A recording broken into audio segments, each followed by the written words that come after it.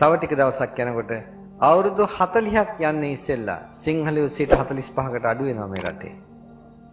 අවුරුදු 40ක් යන්නේ ඉස්සෙල්ලා. ඊටාම වේගයෙන් වඳ වීගෙන යනවා. ඊගාවට එතකොට 55ක් කවුද? දෙමළයි මුස්ලිමුයි. අන්න එතෙන්දි තමයි දෙමළ රාජ්‍යය ඇති වෙන්නේ මේ රටේ. ඇති වෙච්ච ගමන් මුස්ලිම් ජනගහනය වැඩි 30ක් 35ක් විතර වෙනවා. එතකොට මුස්ලිම් ඇත්තෝ ජනාධිපති, දෙමළ ඇත්තෝ අගමැති, සිංහලයන්ට තෙවුන්දර තුඩුවේ මහමුද විතරයි හම්බ වෙන්නේ. වෙන මොනවත් හම්බ වෙන්නේ නැහැ සිංහලයන්ට. ඊළඟ අවුරුදු 50 යනකොට එතනින් පස්සේ තව අවුරුදු 10ක් 15ක් යයි. ඒ අවුරුදු 10 15 යනකොට වෙන්නේ මොකද්ද? අපේ කොල්ලන්ගේ කෙල්ලන්ගේ නම් ටික ඔක්කොම වෙනස් වෙනවා. හේරත් මුදියාන්සේලාගේ මොහමඩ් නැත්නම් හමීද් ඔන්නෝවා තමයි නම් වෙන්නේ.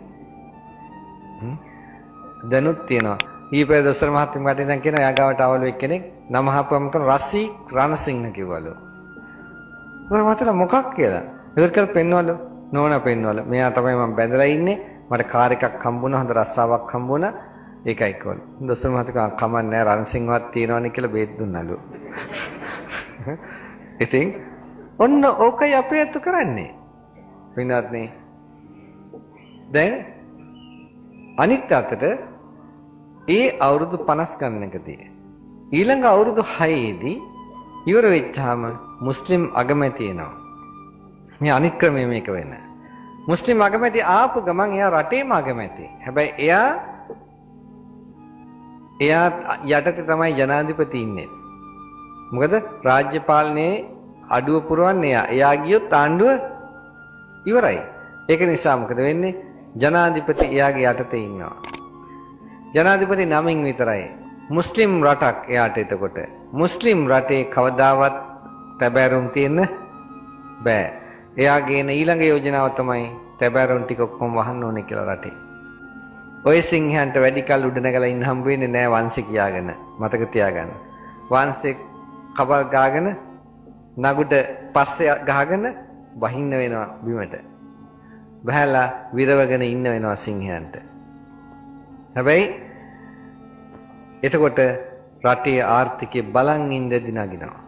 මොකද ඔක්කොම ආර්ථික ප්‍රපාතයේ තියෙන්නේ මත්පැන් හින්දායි. මත්පැන් නවත්තපු ගමන් ආර්ථිකය නගිනවා, මිනිස්සු අඟට සල්ලි ඉතුරු වෙනවා. මිනිස්සු සැප විඳිනවා. සැප විඳිනකොට ඊළඟට අර අගමැති ජනාධිපතිකමට ඉල්ලනවා.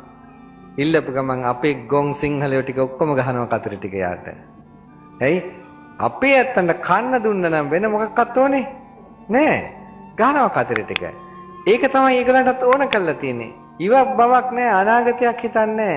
ඔයත් දැනගන්න මුස්ලිම් අය බලයට ආපු කිසිම රටක අනික් ජාතීන් ඉතුරු වෙලා නෑ කියලා.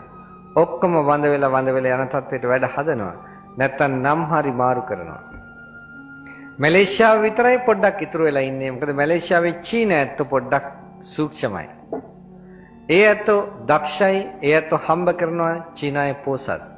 පෝසත් නිසා ඒගොල්ලෝ ආණ්ඩුවට යටත් වෙලා නෑ. නමුත් රජයේ නිලතලයක් ගන්න බෑ ප්‍රධාන භූමිපුත්‍ර අයිතිය නැත්තම්, භූමිපුත්‍ර තත්ත්වේ නැත්තම්, පාර්ලිමේ නැත්තම් රජයේ ප්‍රධාන නිලධාරියෙක්, ඒ වගේම විශ්වවිද්‍යාලයක ඒ අයිතිය මුකුත් නෑ.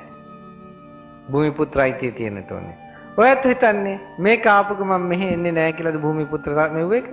දැනටත් තියෙනවනේ. තේසවලාම කියලා මොකක්ද තියෙන්නේ? භූමිපුත්‍ර තමයි තියෙන්නේ. දැනටත් මේ රටේ තියෙනවා නම් දෙමළ පැත්තෙන් මුස්ලිම් පැත්තෙන් එන්නේ නැද්ද ඔක? එනවා. ආපු ගමන් දැනගන්න ඔය කන් දූ දරුවන්ට මොකද ළමයි දෙන්නට දැන් හදන මොකද වෙන්නේ කියලා බලා ගන්න ඊට පස්සේ.